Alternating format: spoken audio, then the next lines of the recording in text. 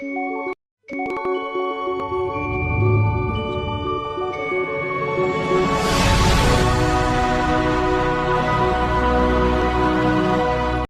बच्चों, आप सभी का दैनिक क्लासेस में स्वागत है। मैं राजेश आप लोगों के सामने आज एक 5 इंपोर्टेंट टॉपिक फिर से लेकर उपस्थित हुआ हूँ, पार्ट 2 जिसको बोलेंगे हम, जिसमें मैं 5 ऐसे टॉपिक कराने वाला हूँ जो आपके एग्जाम में कंफर्मली आएंगे। ठीक है कि नहीं है? तो वीडियो में लास्ट तक बने रहिएगा। अगर ये 5 टॉपिक आपको समझना है तो बिल्कुल पूरी तरह से समझ में आएगा आपको। चुटकियों में आप समझेंगे कि कैसे ये चीजों को हल कर सकते हैं हम लोग। स्टार्ट करते हैं। पहले 5 टॉपिक देख लेंगे कौन कौन सा आज हम कवर करने वाले हैं। पहला है hygiene work uncertainty principle, hygiene work का अनिश्चितता का सिद्धांत। दूसरा है समस्थानिक जिसको हम आइसोटोप्स बोलते हैं। तीसरा संभारिक आइसोबार, सम न्यूट्रॉनिक आइसोटोन्स, और लास्ट पढ़ेंगे हम इलेक्ट्रॉन की द्वैतीय प्रकृति, डुअल नेचर ऑफ इलेक्ट्रॉन। ठीक है कि नहीं है? तो सबसे पहले हाइजीन वर्क, मैंने 5 टॉपिक्स पहले ही बता रखे थे। उसके बाद ये छठा टॉपिक बड़ा इंपॉर्टेंट है, हाइजीन वर्क का अनसर्टेनिटी प्रिंसिपल्स। क्या होता है हाइजीन वर्क अनसर्टेनिटी प्रिंसिपल? तो हाइजीन वर्क कहता है क्या कि कोई भी इलेक्ट्रॉन, क्योंकि हमने क्वांटम नंबर्स पढ़े थे, तो क्वांटम नंबर्स में क्या बताया गया था? क्वांटम नंबर्स में बताया गया था कि उससे पहले जो पाउली एक्सक्लूजन प्रिंसिपल बोला था, तो बोला था कि किसी भी इलेक्ट्रॉन के लिए चारों क्वांटम संख्या की वैल्यू कभी भी बराबर हो ही नहीं सकती है। हाइजेनबर्ग कहता है क्या, किसी भी इलेक्ट्रॉन के पोजीशन को और किसी भी इलेक्ट्रॉन की स्थिति और संवेग, पोजीशन को और मोमेंटम को आप एक साथ डिसाइड नहीं कर सकते हैं। क्या कहता है कि किसी भी इलेक्ट्रॉन की स्थिति तथा संवेग, मींस पोजीशन और मोमेंटम दोनों को आप स्थिति तथा संवेग दोनों का संवेग दोनों का एक साथ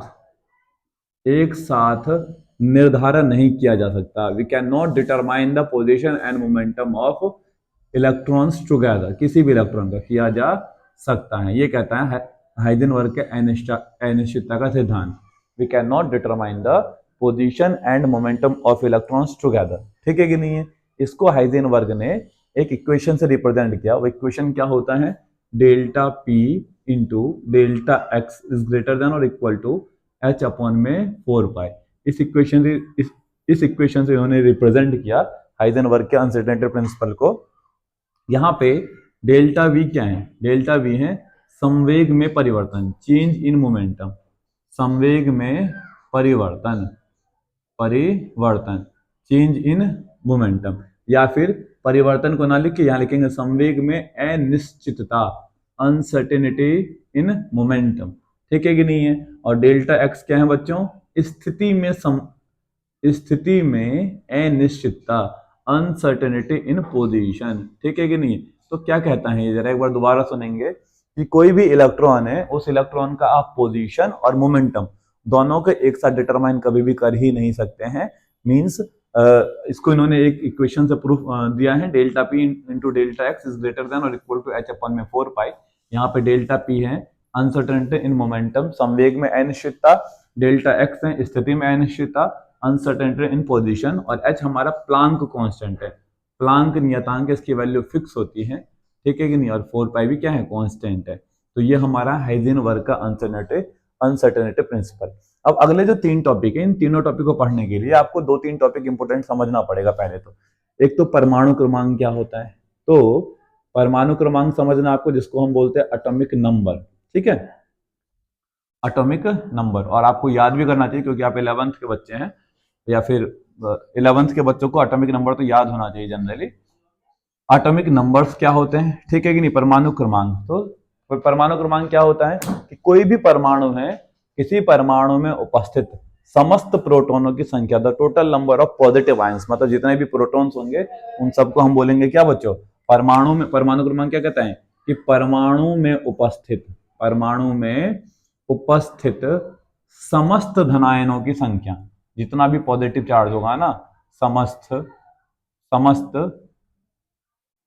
धनायनों की संख्या, the total number of positive ions present in atoms. Positive ions कौन सा होता है? प्रोटॉन्स ही होते हैं। तो प्रोटॉन्स को हम क्या बोलते हैं? परमाणु क्रमांक। इसको हम जेड से रिप्रेजेंट करते हैं। तो जेड बराबर आप क्या लिख सकते हो? पी लिख सकते हो। मतलब परमाणु क्रमांक हमेशा प्रोटॉनों की संख्या के बराबर होता है। ठीक है कि नहीं है? जैसे आपको बोल देगा कि किसी भी एटम में 12 प्रोटॉन्स है, क्वेश्चन ऐसे बोल देगा।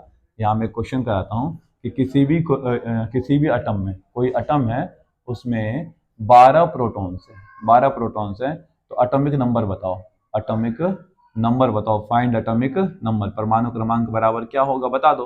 परमाणु क्रमांक को जेड से दिखाते हैं, जेड बराबर मैंने बोला था पी, मीन्स जेड बराबर कितना निकल के आ जाएगा, 12 ही इसका जेड हो जाएगा। ठीक है कि नहीं है। दूसरा टॉपिक आपको समझना है परमाणु द्रव्यमान संख्या। द्रव्यमान संख्या या मास नंबर बोलते हैं, द्रव्यमान संख्या, इसको इंग्लिश में बोलते हैं मास नंबर। इसको हम रिप्रेजेंट, जैसे उसको हम रिप्रेजेंट कर रहे थे किससे, इसको हम जेड से रिप्रेजेंट कर रहे थे, तो इसको हम किससे रिप्रेजेंट करेंगे, ए से रिप्रेजेंट करेंगे, ए से रिप्रेजेंट करेंगे। जरा डेफिनेशन सुनेंगे, कह रहे किसी भी परमाणु में उपस्थित न्यूट्रॉनों और प्रोटॉनों की संख्या के योग को, the sum of total number of neutrons and total number of protons present in the nucleus of atom is called mass number. ठीक है, जितना न्यूट्रॉन्स होगा जितना प्रोटॉन्स होगा सबको जोड़ दोगे तो आपका मास नंबर निकल के आ जाएगा। और न्यूट्रॉन्स और प्रोटॉन्स को कंबाइनली कहते हैं हम नंबर ऑफ न्यूक्लियॉन्स, न्यूक्लियनों की संख्या बोलते हैं। तो ये भी बोल सकते हो कि किसी परमाणु के नाभिक में उपस्थित समस्त न्यूक्लियनों की संख्या को द्रव्यमान संख्या कहते हैं। The total number of nucleons present in the nucleus of an atom is called mass number, it is denoted by A. ठीक है कि नहीं। तो मैं यहाँ पे डेफिनेशन ना लिख के सीधा बोल देता हूँ, ए बराबर एन प्लस का P, number of neutrons plus number of neutrons plus protons. ठीक है, इसे इन दोनों के जोड़ को हम बोलते हैं न्यूक्लियॉन्स। ठीक है, number of total number of nucleons. तो atomic number, atomic mass number equal to क्या हो जाएगा, number of neutrons plus number of proton. ठीक है कि नहीं है।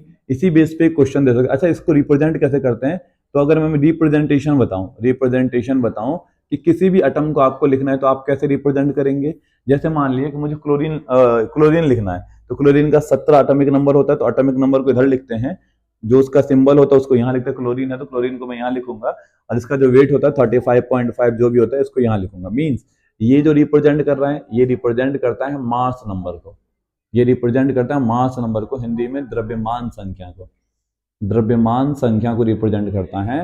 और ये जो नीचे में आपका दिख रहा है ये रिप्रेजेंट करता है बच्चों परमाणु क्रमांक को, परमाणु क्रमांक को, एटॉमिक नंबर को रिप्रेजेंट करता है।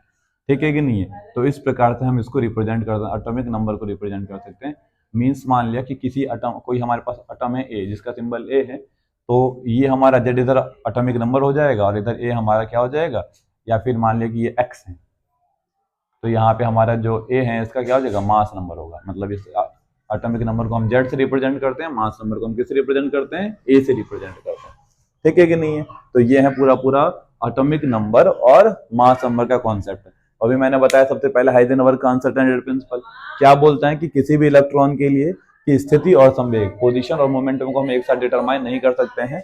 इसके लिए उन्होंने एक इक्वेशन दिया, delta P into delta x is greater than और इक्वल टू एच अपॉन में 4 पाई, जहां पे डेल्टा पी क्या है, अनसर्टेनिटी इन मोमेंटम, और डेल्टा एक्स है अनसर्टेनिटी इन पोजीशन, और एच हमारा प्लांक कांस्टेंट है। ठीक है।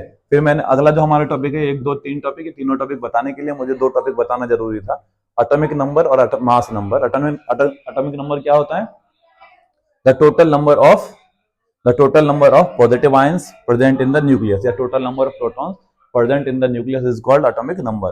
परमाणु में उपस्थित समस्त धनावेशों की संख्या या फिर धनायनों की संख्या बोल सकते हैं, धनावेशों बोल सकते हैं, धनायनों एक अच्छा गलत टर्म होगा, तो धनावेशों की संख्या मतलब total number of protons present in the nucleus, Z बराबर पी होता है। ठीक है कि नहीं।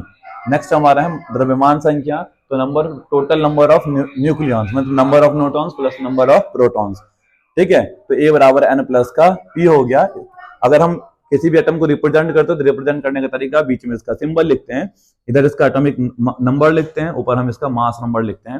ठीक है कि नहीं है। होपफुली समझ में आया होगा, इसका एक बार स्क्रीनशॉट ले लेंगे। ठीक है, आप लोगों ने स्क्रीनशॉट ले लिया होगा। ठीक है, तो पहले एटॉमिक नंबर और मास नंबर मैंने समझा दिया। अब जब हमने वो समझ लिया तो हमें ये हमारे लिए समझना बहुत ही आसान हो जाएगा।